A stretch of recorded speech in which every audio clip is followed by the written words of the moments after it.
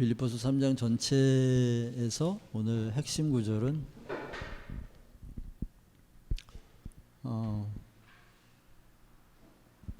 15절이 핵심 구절이에요. 15절이 핵심 구절인 걸 염두에 두면서 한번 빌립보서 3장 전체를 한번 읽겠습니다. 끝으로 나의 형제들아, 주 안에서 기뻐하라. 너희에게 같은 말을 쓰는 것이 내게는 수고로움이 없고 너희에게는 안전하니라. 개들을 삼가고 행악하는 자들을 삼가고 몸을 상해하는 일을 삼가라.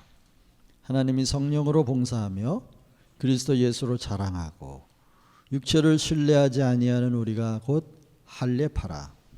그러나 나도 육체를 신뢰할 만하며 만일 누구든지 다른 이가 육체를 신뢰할 것이 있는 줄로 생각하면 나는 더욱 그러하리니 나는 8일 만에 할례를 받고 이스라엘 족속이요 베냐민 지파요 히브리인 중에 히브리인이요 율법으로는 바리새인이요 열심으로는 교회를 박해하고 율법에 의로는 흠이 없는 자라. 그러나 무엇이든지 내게 유익하던 것을 내가 그리스도를 위하여 다 해로 여길 뿐더러 또한 모든 것을 해로 여김은 내 주 그리스도 예수를 아는 지식이 가장 고상하기 때문이라. 내가 그를 위하여 모든 것을 잃어버리고 배설물로 여김은 그리스도를 얻고 그 안에서 발견되려 함이니 내가 가진 의는 율법에서 난 것이 아니요 오직 그리스도를 믿음으로 말미암은 것이니 곧 믿음으로 하나님께로부터 난 의라. 내가 그리스도와 그의 부활의 권능과 그 고난의 참여함을 알고자 하여 그의 죽으심을 본받아 어떻게 해서든지 죽은 자 가운데서 부활에 이르려 하노니 내가 이미 얻었다 함도 아니요 온전히 이루었다 함도 아니라 오직 내가 그리스도 예수께 잡힌 바 된 그것을 잡으려고 달려가노라.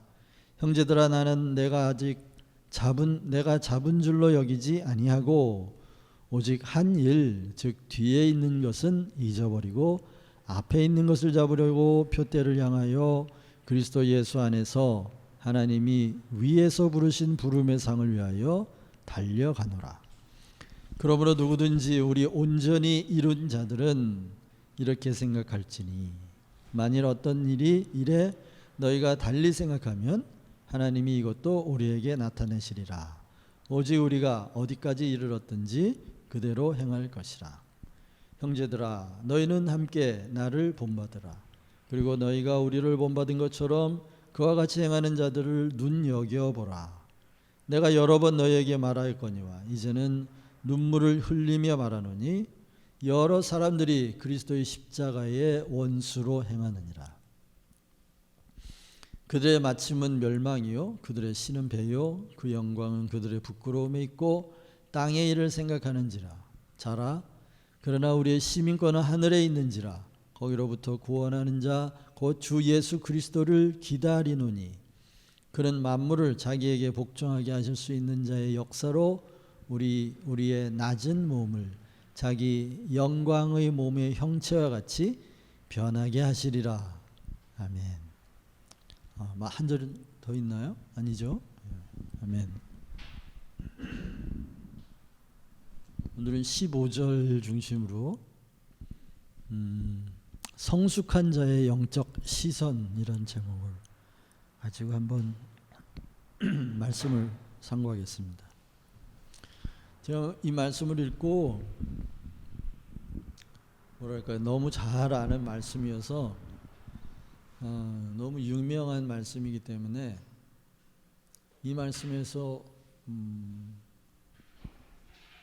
더 묵상할 게 없을 것 같다는 생각이 들었어요. 그래서 그럴수록 막막하죠. 설교자 입장에서는 이제 이 교회력으로 설교할 때 부딪히는 몇 가지 어려움 중에 하나가 이제 그런 거예요. 정해진 본문이 너무 유명한 본문이어서 너무 많은 설교를 들어서 새로운 설교가 나오지 않을 것 같은 이런 불안이 있죠. 그래서 계속 주님 앞에 이렇게 물었어요. 주님, 제가 이 본문을 읽고 어떤 질문을 해야 합니까? 어떤 질문, 다시 말하면 무엇을 제가 그 질문을 통해 주님과 대화해야 합니까? 이렇게 질문을 했어요. 계속 질문을 하고 반복해서 읽었는데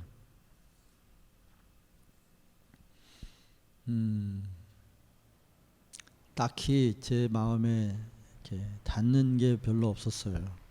그런데 15절에 누구든지 우리 온전히 이룬 자들은, 이런 대목이 온전히 이루었다는 게 무슨 말일까? 온전함에 이르렀다는 말일까? 그것도 아닌 것 같은데, 문맥을 통해서 볼 때 이게 무슨 말일까? 그 위에서 바울은 자기가 12절에 보면 내가 온전히 이루었다 함이 아니라고 그랬는데 15절에 온전히 이룬 자들은 이게 또 무슨 말일까? 궁금해서 원어를 찾아봤는데 이게 번역상의 문제예요. 예. 여기 온전히 이룬 자들을 성숙한 자들이라고 번역하는 게 훨씬 더 좋은 번역이라는 걸 알게 됐어요. 성숙한 자들이라. 성숙한 자들은 이렇게 생각할지니, 이런 뜻입니다. 이렇게 생각하라고 하는 그 말도 think라는 한 단어로 번역할 수 있는 헬라어가 아니고 여러 가지 말로 번역할 수 있는 단어인데, 또 그렇게 여겨라, 여긴다는 것도 되고 또 태도라는 말도 돼요. 이런 태도를 가지라, 이런 말도 돼요. 그래서 여러 가지를 종합해 보다가 어떤 견해를 가져라, 이렇게 번역해도 되거든요. 이거 비유죠. 비유. 관점을 가지라, 이런 관점으로 생각하라, 이렇게 여기라, 이렇게 할 수 있는데 다 어색해요. 그래서 시선이라는 말이 떠올랐어요. 시선. 근데 우리 보통 시각이라는 말과 시선이라는 말은 좀 다르죠. 시각이라는 말은 비전이에요. 뷰예요. 그 사람이 보는 어떤 관점이에요. 그런데 이 시선이라는 말은 눈이 머물러 있는 그 라인을 의미하죠. 그래서 이 시선이라는 말은 그 바라보고 있는 지점을 의도하죠. 우리가 아까 시선이란 찬양했는데 우리의 시선을 다 주님께 드릴 때 주님이 일하기 시작하신다. 그래서 시선은 그 사람의 관심이잖아요. 관심이 가는 것에서 시선을 뗄 수가 없죠. 관심이 가면 저절로 시선이 움직여지죠. 안 보려고 하는데 병 속에 눈깔 사탕을 발견한 어린아이가 그걸 시선을 거기서 피할 수가 없죠. 시선을 피할 수가 없어요. 멋있는 남자가 나타나면 여자들도 시선을 피할 수가 없겠죠. 아름다운 여성이 지나가도 남성들의 시선이 피할 수가 없을 거예요. 아름다운 것, 귀한 것, 가치 있는 것, 그리고 관심이 끌리는 것, 거기에는 당연히 시선이 가게 돼 있죠. 그래서 눈이 마음의 창이다, 이런 말이 있잖아요. 마음이 바라보는 것을 눈은 따라가는 거죠. 성숙한 자의 시선, 다시 말하면 그러면 성숙한 자는 무엇을 바라봐야 하고 어디에 마음을 기울여야 하는가 하는 것에도 하나의 메시지라고 할 수 있습니다. 바울이 이렇게 말하는 거죠. 성숙한 자는 여기에 시선을 두라 하는 거라고 말할 수 있어요. 근데 그 내용은 앞뒤의 내용을 다 받는다고 할 수 있어요. 문맥으로 볼 때 성숙한 자의 대표가 바울이에요. 여기 15절에 우리 성숙한 자들은 그 우리에는 바울이 내포가 되죠. 사실은 가장 복음에 밝고 또 영적 체험이 강하고 그리고 성숙한 사람은 바울이었다라고 할 수 있는데, 그래서 그 바울의 신앙의 깊이에 대해서도 우리 얘기한 적이 있죠. 바울이 바라보는 그 시선을 우리도 같이 바라보면 좋겠다 하는 것이 아마 설교의 결론이라고 할 수 있을 거예요. 바울은 무엇을 바라보고 있었나 하는 거죠. 바울은 무엇을 바라보고 있었나. 그게 3장 1절부터 이제 쭉 14절까지 읽어보면 이제 나오는데요. 10절이 그가 바라봤던 시선이에요. 그 시선이 머물러 있던 곳이 바로 10절에 있어요.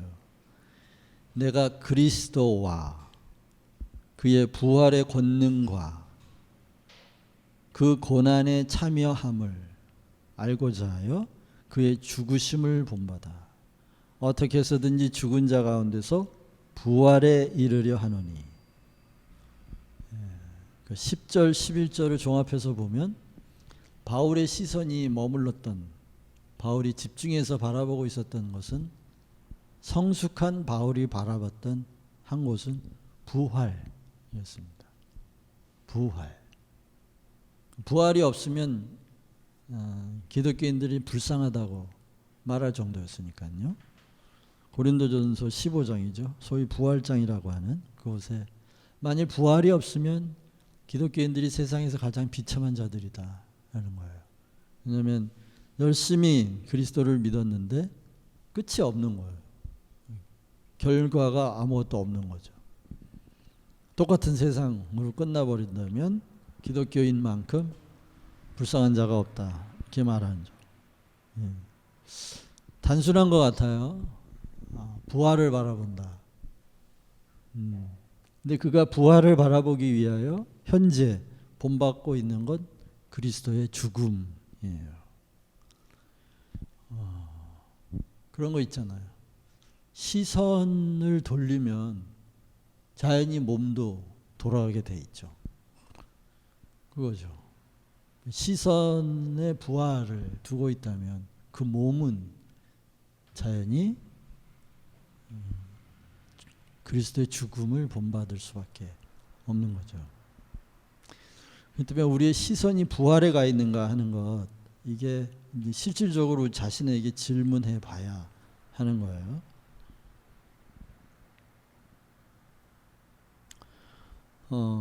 그래서 우리의 마음이 향하고 있는 곳, 거기가 우리의 시선이 머무는 곳인데, 이제 온전하게 우리의 기독교의 본질을 십자가가 아니라 부활이라고 하는 거. 어떻게 보면 십자가가 아니라 부활이란 말은 좀 틀린 것 같아요. 십자가와 부활은 뭐랄까요? 두 개로 나눌 수가 없는 거죠. 하나인 거예요. 한 몸인 거죠. 십자가가 없이는 부활도 없고, 부활이 없다면 십자가의 의미가 없는 거니까요. 그래서 이것은 기독교의 본질이고 복음의 본질이라고 할 수 있어요.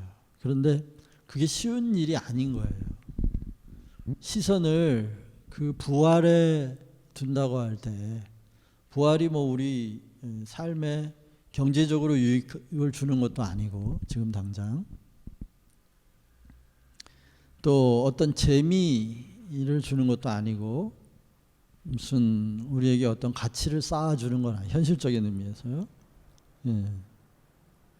그래서 이게 쉬운 게 아니에요.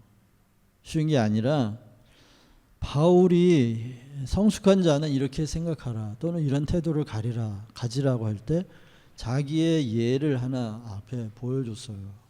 그게 뭐냐면 사람들이 육체를 자랑하는 것 많이 있었나 봐요. 그 앞에 3장 2절에 보면 개를 삼가하라, 행악한 자들을 삼가하라, 몸을 상해하는 일을 삼가하라 이렇게 되어 있는데, 이제 이방 종교엔 자기 몸을 막 때리면서, 몸에 피가 나도록 때리면서 어떤 그 그 명상의 상태로 들어가려고 하는 그런 종교들이 있죠. 뭐 그 당시에도 그런 있었던 것 같아요. 로마에 수많은 이방 종교들이 많았으니까요. 이제 로마의 영향력 안에 있는 이 빌립보도 마찬가지죠. 그리고 개를 삼가하라 앞에 되는데 이 개가 뭘 의미하는지 잘 모르겠어요. 그런데 이제 몇몇 주석들을 보니까 대부분 개는 이렇게 자기 몸을 파는 남창을 개라고 했다 그래요. 그 당시에 몸을 파는 남창들을 개라고 했는데, 다시 말하면 현실적인 이익을 위해 몸이라도 파는 그런 종교 지도자들, 거짓말을 일삼고 또 더러운 짓을 해서라도 자신의 그 종교 활동을 그 이익에, 현실적인 이익에 남용하고 또 이용하는 자들을 개라고 했을 거다라는 주석들을 몇몇 읽었는데, 그게 뭐 정확한지는 모르겠어요. 어쨌든 당시에 굉장히 바울이 개라고 말한 걸 보면 바울의 눈에도 굉장히 경계하면서 낮춰 볼 수밖에 없는 종교인들이 있었던 것 같아요. 따지고 보면 지금도 개 같은 종교인들이 있다고 해야겠죠. 뭐라고 말을 하면 안 되겠지만 어쨌든 그런 이제 상황이 있고, 그들이 이제 하는 일들이 주로 육체를 자랑하는 것. 육체를 자랑한다는 말은 뭐 몸의 근육을 자랑한다 이런 말이 아니라 우리의 행위 또는 자기가 가지고 있는 기득권, 출생 신분 또는 민족적 배경 또는 종교적 배경, 이런 것들을 자랑하는 게 이제 육체를 자랑하는 거죠. 자신의 힘으로, 능으로 얻어진 것들 또는 어떤 자신의 주어진 환경들을 자랑하는 거예요. 만약에 너희들이 그런 육체를 자랑한다면 나도 자랑할 게 많다 그러면서 바울이 5절부터 얘기하는데, 할례를 받았다. 할례를 받았다는 말은 율법에 어긋나지 않게 출생을 인정받았다는 거죠. 그리고 이스라엘 족속이고 베냐민 지파고 히브리인 중에 히바리인이고 율법으로는 바리새인이고, 얼마나 그 유대교에 열심이었냐 하면 그리스도인들을 박해하고 교회를 박해하고 그랬을 정도였다는 거죠. 그러니까 유대교 안에서는 최고의 그 유대인이라고 인정받았던 사람이에요. 다시 말하면 이게 바울이 가지고 있었던 사회적인 기득권이죠. 바울이 가졌던 사회적 기득권이라고 할 수 있어요. 자기가 여기에 그냥 머물러 있으면 편안하게 살 수 있는 거예요. 유대교적인 이 배경, 그리고 집안 배경, 가문, 뭐 빠질 게 없는 사람이에요. 그런데 그 부활이라고 하는 기독교의 본질에 시선을 집중하기 위해서 그가 했던 일은 이렇게 육체를 자랑하는 일, 이런 자기 자연인으로서의 기득권을 자랑하는 일을 배설물로, 해로 여기는 이런 태도가 있었다는 거죠. 이것이 성숙한 자가 우리의 마음의 시선을 부활에 집중하기 위하여 해야 하는 어떤 태도라고 말할 수 있는 거예요. 왜냐하면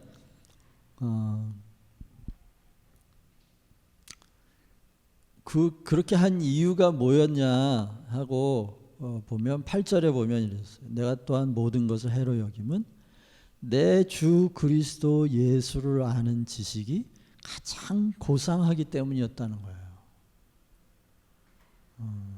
그러니까 예수 그리스도를 아는 지식이 고상하다는 말은, 여기서 고상하다는 말은 무슨 귀티가 난다 이런 의미의 고상함이 아니고 최고의 가치란 뜻이에요. excellent value라는 뜻이에요. the best of best죠. 모든 지식 중에 그리스도를 아는 지식이 최고다 그런 말이에요. 근데 그걸 자기가 알아버렸기 때문에 이 세상에서 자연인으로서의 얻은 그런 자연적인 기득권들은 아무것도 아니었다는 거죠. 이런 시선이, 이런 시각이 열려야 돼요. 사실은 열려야 돼요. 그러니까 이런 거죠. 아까도 얘기했지만 헬렌 켈러가 나중에 그 고등학교를 졸업을 못해요. 아무래도 이런 농아인으로서 언어를 늦게 배워가지고 고등학교를 졸업하는 게 오래 다녔던 것 같아요. 영화 속에서 나중에 졸업하면서 그 졸업장에 자기 간증이라 그러나 소감을 이야기하는데 이런 얘기를 해요. 자기는 언어를 배우기 전에 자기 세상은 블랙이었다는 거예요. 블랙. 그런데 선생님을 만나 언어를 배우고 세상을 알게 되고 학문을 배우고 학교에서 공부를 하고 이러면서 예전에 자기에게 블랙은 지옥이고 정말 뭐랄까요? 모든 부정의 대명사가 블랙이었지만 지금 자기에게 이 블랙은 의미가 바뀌었다는 거예요. 그 블랙은 교육의 의미이고 지성의 의미로 바뀌었다는 거예요. 이게 놀라운 거죠. 그 마지막 그 대사도 상당히 우리가 생각해 볼 만한 많은 의미가 있는데 이런 거죠. 바울에게 만약에 적용을 해본다면 바울은 자기가 예수 그리스도를 아는 지식이 없는 동안 세상은 밝다고 생각했어요. 그런데 예수 그리스도를 알고 나서 자기가 블랙에서 살고 있었다는 걸 알게 된 거예요. 깨닫게 된 거예요. 그런 인식의 전환이 없이는 이런 세상의 기득권을 똥으로 여기는 일, 이게 있을 수가 없죠. 있을 수가 없어요. 그래서 성숙한 자가 고정해야 될 시선에 대해서 지금 이야기하고 있는데 여기서 성숙한 자들은 무슨 인격적으로 성숙하다기보다 이렇게 그리스도를 아는 지식이 가장 고사한 것이라고 하는 영적 체험을 가진 사람들이에요. 그리스도의 이름, 그리스도가 누구인가를 아는 것, 그리스도가 누구인가를 아는 것. 그래서 바울이 지금 뭐라 그랬냐면 나는 그리스도 10절에 보면 그리스도와 부활의 권능과 고난의 참여함을 알고자 하여 그래요. 다 알 것 같은데 바울은 다 알고 있는 것 같은데 이미. 근데 다 아는 게 아니라는 거죠. 계속해서 알아가고 더 알아가고 싶고 더 알아가고 싶어요. 근데 그런 사람들이 사실은 성숙한 자들이라는 거예요. 아마 정말 성숙하지 못한 미숙한 사람들은 이미 자기가 그리스도를 알고 있다 또는 부활을 알고 있다 고난을 알고 있다라고 말할 수도 있어요.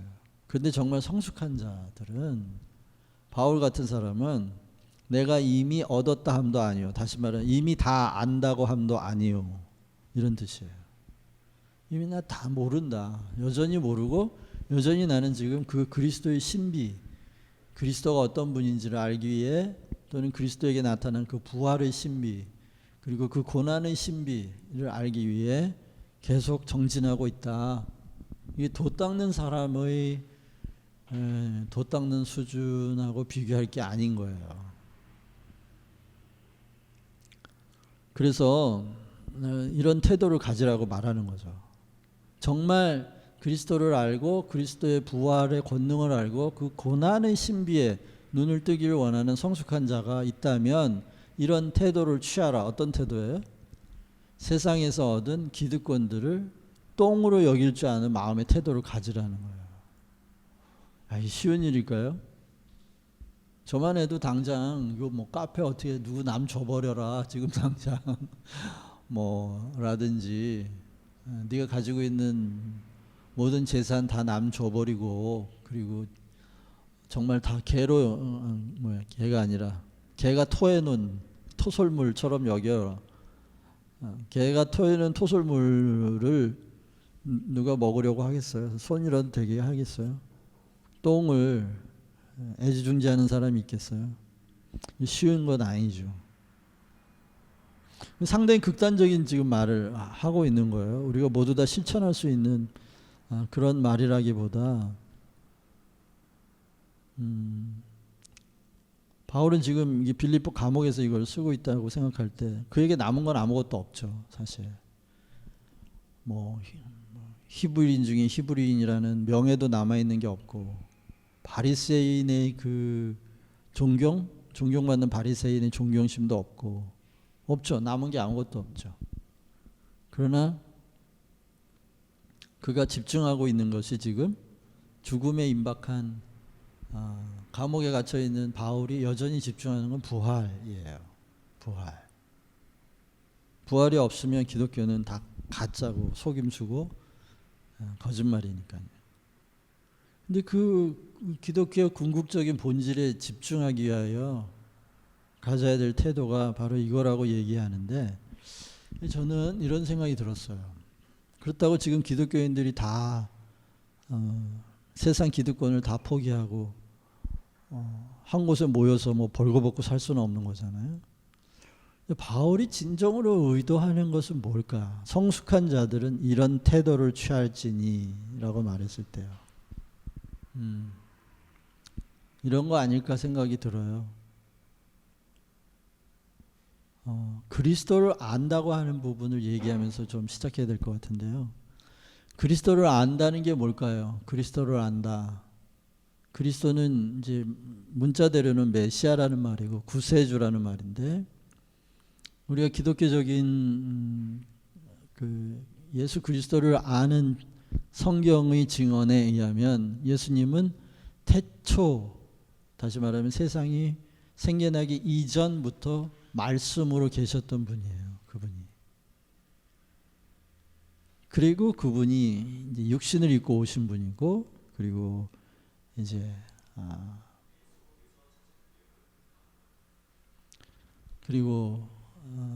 마침내 하나님의 계획대로 십자가 부활을 경험하고서 메시아로서 확증된 분이 예수 그리스도예요. 다시 말하면 그리스도는 시작 이전에 계셨던 분이시고, 그리고 죽음을 통해 세상의 종말을 가져오고 부활을 통해 세상 종말 이후가 어떤 것인지를 보여줬던 분이에요.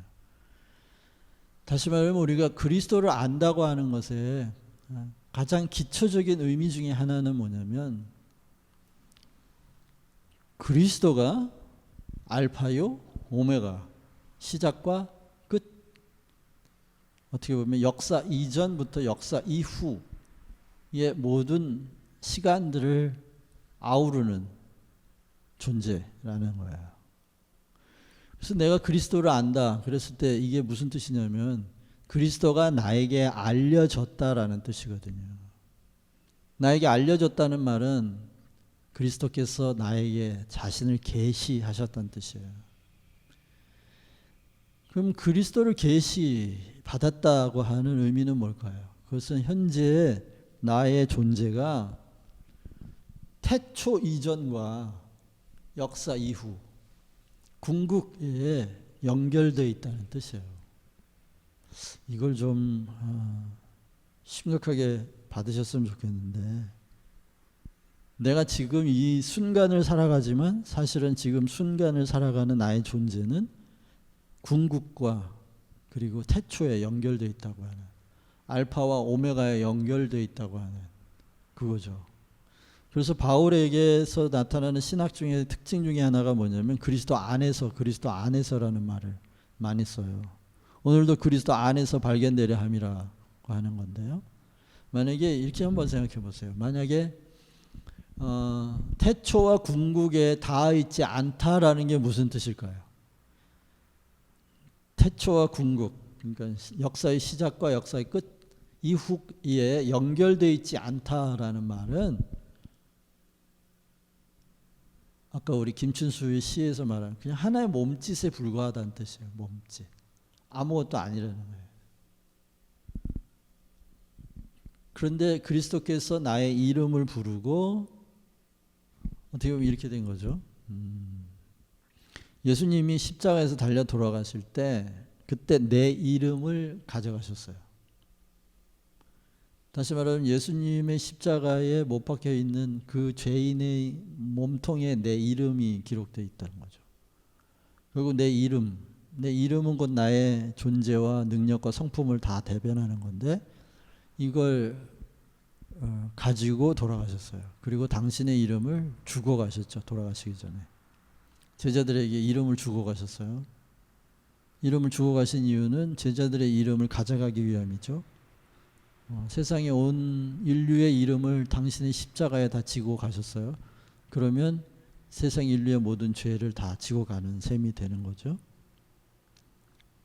근데 이걸 깨닫기 전에는 우리는 그냥 하나의 몸짓에 불과해요.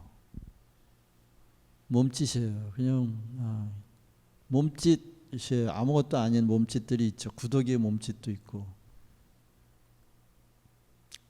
구더기에게 일일이 이름을 붙여주는 사람은 없겠지만, 그죠?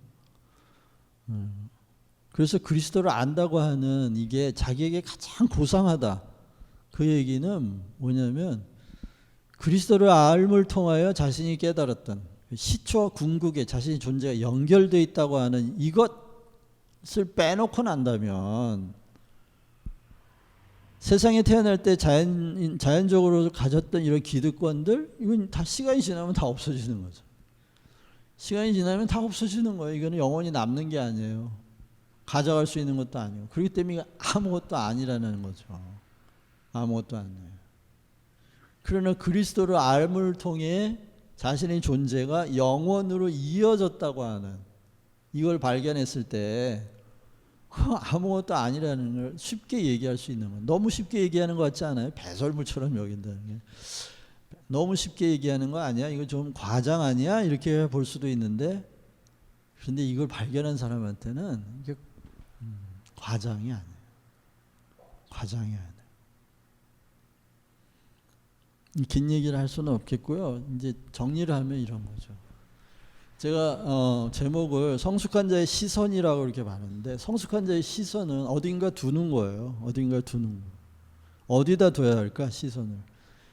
시선을 태초에만 둬야 할까요? 아니면 궁극에다만 둬야 할까요?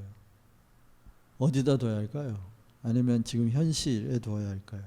지금 이런 자연적 기득권에 둬야 할까요? 어디다 둬야 할까요? 뭔가 영적인 진리를 시초와 궁극을 모아서 여기에 영원이라고 놓고 이쪽을 거기에서 떨어져 있는 현실적인 사람들의 시선이 가 있는 그곳 거기 현실적 가치에 있다면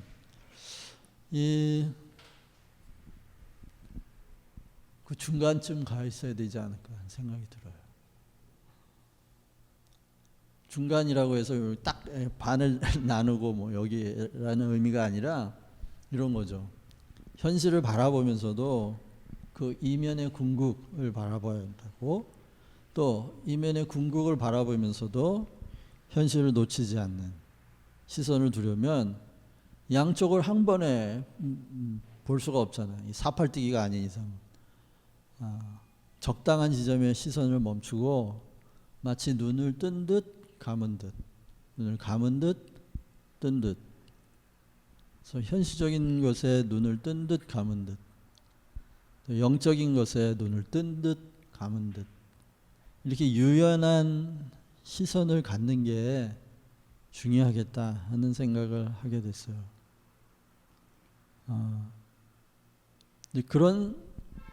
그런 시선을 가지고 있어야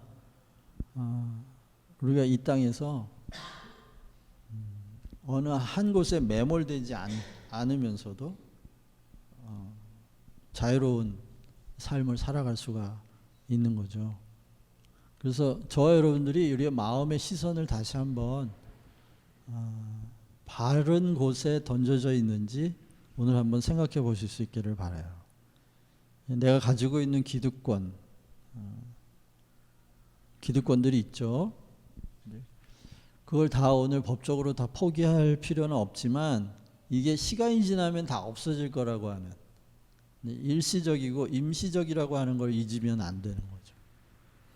동시에 지금 당장 우리에게 강력하게 드러나고 있지는 않지만 이 이면에, 우리 시간의 이면에 우리의 존재는 이미 태초와 궁극에 연결되어 있는 그리스도 안에 우리가 있다고 하는 이런 시선을 또 놓쳐서는 안 될 겁니다. 쉬운 게 아니에요. 쉬운 게 아니기 때문에 바울도 지금 이렇게 얘기하죠. 내가 이미 얻었다 함도 아니고 온전히 이루었다 함도 아니라 오직 내가 그리스도 예수께 잡힌 바 된 그것을 잡으려고 달려가노라. 형제들아, 나는 아직 내가 잡은 줄로 여기지 아니하고 오직 한 일, 즉 뒤에 있는 것은 잊어버리고 앞에 있는 것을 잡으려고 표대를 향하여 그리스도 예수 안에서 하나님이 위에서 부르신 부르심의 상을 위하여 달려가노라.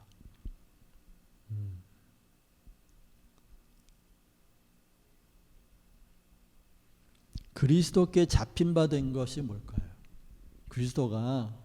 그리스도라는 지식이 나한테 올 때 그분에게 사로잡힌 내 영혼이 있어요. 내 영혼이 그분에게 사로잡혔어요. 그럼 부활이에요. 부활. 끊임없이 바울은 부활에 대해 묵상하고 그 부활에 자기 마음이 사로잡히고 그 부활을 표대를 삼고 그리고 그 부활 안에서 그리스도를 만날 일을 찾고 있는 거죠. 부활 안에서 그리스도와의 일치가 바울이 집중하고 있는 시선이에요. 그렇기 때문에 우리도 바울이 전해주는, 바울이 바라보는 그것을 봐야죠. 그러니까 이런 거 있잖아요. 바울이 지금 가리키고 있어요. 손가락으로 가리키고 있어요. 어디를? 부활을 가리키고 있어요. 그리고 그의 시선도 그의 손가락의 방향과 함께 부활을 가리키고 있어요. 우리가 바울의 책을 읽었다면 바울이 지향하고 있는 그곳을 봐야겠죠. 바울을 보는 게 아니라 바울의 일생을 배울 게 아니고 바울이 지금 지향하고 있는 손가락의 방향, 그가 두고 있는 시선의 방향을, 자연히 우리가 바울을 보는 사람이라면 당연히 어떤 사람이 이렇게 하고 있으면 당연히 나를 보는 사람은 내가 가리키는 것을 보겠죠. 그래서 봐야 할 겁니다. 그래서 바울이 쓴 책을 계속해서 읽을 때 왜 바울이라는 한 사람이 쓴 그 편지를 이렇게 많이, 신약 성경의 거의 절반에 가까운 책을 성경으로 삼았을까? 그것은 아마도 바울이 지향하고 있는 그 지점이 가장 정확한 기독교의 본질이기 때문에 그럴 것이다 라는 생각을 하게 됩니다. 바울이 지향하고 있는 곳, 거기가 부활입니다. 그래서 세상의 기득권을 이렇게 해로 여길 수 있어야 되는데, 그러기 위해 자신은 항상 예수님의 죽으심을 본받는다라고 말합니다. 또 어디에는 자기가 날마다 죽는다라는 말도 하죠. 날마다 죽는다 하는 말도 해요. 그래서 매일매일 그리스도의 죽으심을 본받아 부활에 이르려고 하는 이 태도가 곧 성숙한 자의 영적인 시선이라고 해도 과언이 아닙니다.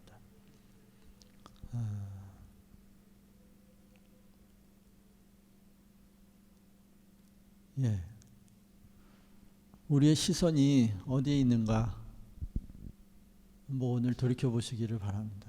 우리의 시선이 너무 바빠서 이렇게 현실과 영혼 그 사이 중앙을 봐야 되는데 너무 현실에 우리의 시선이 많이 빼앗겨 있지 않은가? 또는 너무나 또 현실에 떨어져 있게 너무 궁극적인 것에만 우리의 마음의 시선이 가 있지 않은가? 시선의 문제는 그거 같아요.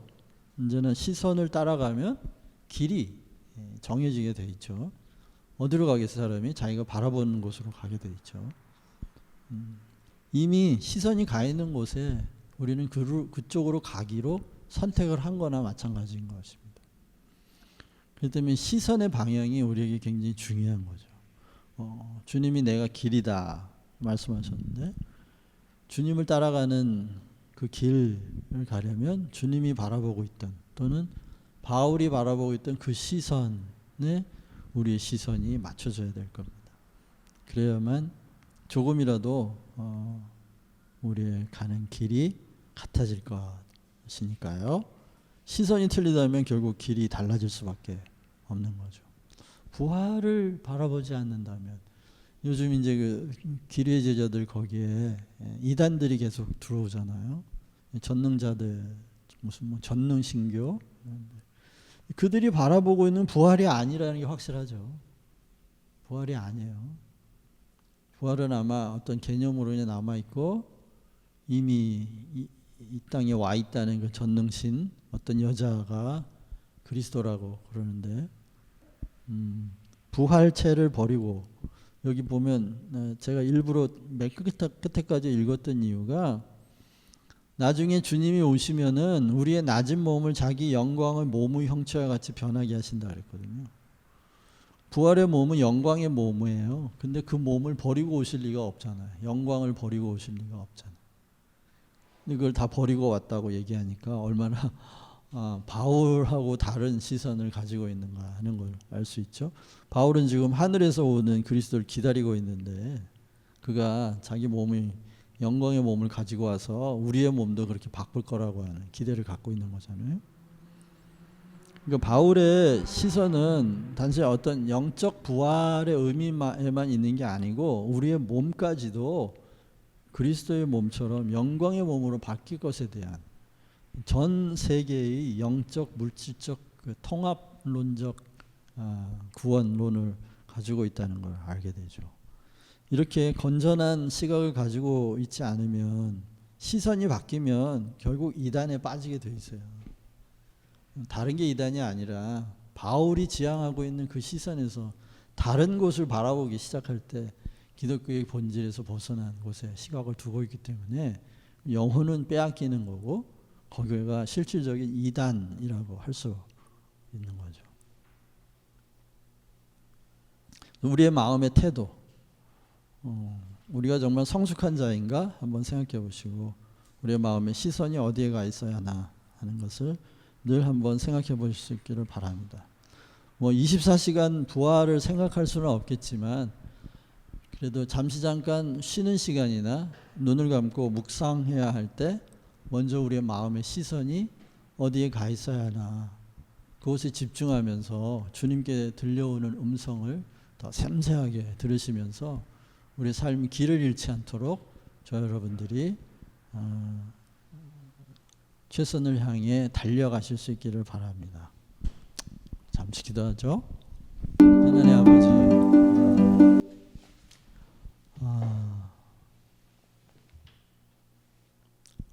우리의 마음의 시선이 머물러 있는 곳에 우리의 길이 나 있을 줄 믿습니다. 하나님, 결국 바라보는 곳으로 걸어갈 수밖에 없고 그것이 우리의 길이 될 수밖에 없는데 우리가 주님이 바라보는 곳 그리고 바울이 바라봤던 그곳에 우리의 시선이 머물러 있기를 소원합니다. 그렇지 않으면 시간이 지나면서 점점 더 그 길에서 멀어지는 우리 자신을 바라볼 수밖에 없습니다. 하나님, 기득권을 포기하는 것도 쉬운 일이 아닙니다.